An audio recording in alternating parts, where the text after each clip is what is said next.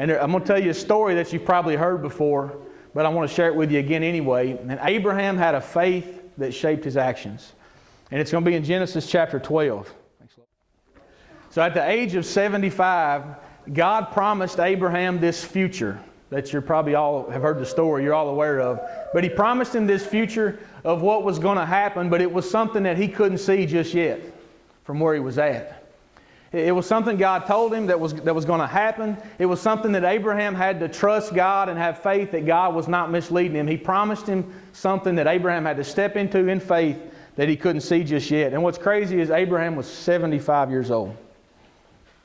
But instead of asking questions, it basically says that Abraham packed up his stuff, packed up his people, and moved on to set out into this vision in faith of what God had promised was ahead of him.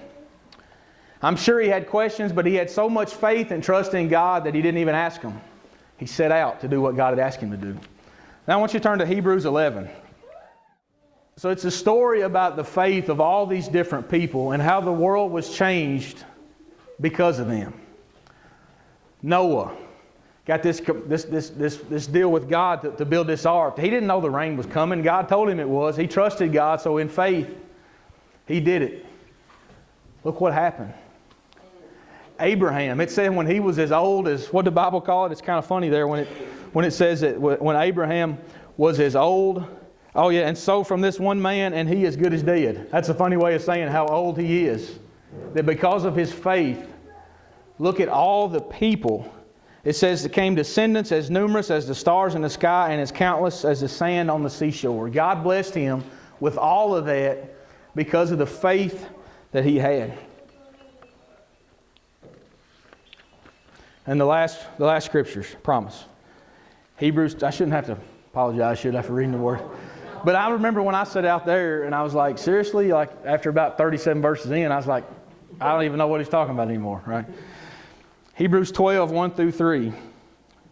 Therefore. And therefore means because of all this other stuff I just read. And I spared you most of the story, right? Because it keeps rattling off people and the faith they had and how God used their faith to bless them and to bless people that came along after them.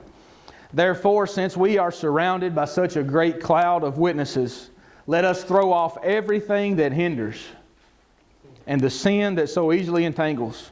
And let us run with perseverance the race marked out for us, fixing our eyes on Jesus, the pioneer and perfecter of faith. For the joy set before Him, He endured the cross, scorning its shame, and sat down at the right hand of the throne of God. Consider Him who endured such opposition from sinners, so that you will not grow weary and lose heart. When things get hard, when it's hard to hang on to the faith, to believe in God and what He's doing, it says that we should consider the cross and the price that was paid for us to be able to even have a chance at that faith. And we should run that race marked out with perseverance. We have to have faith in what's coming and action to get there.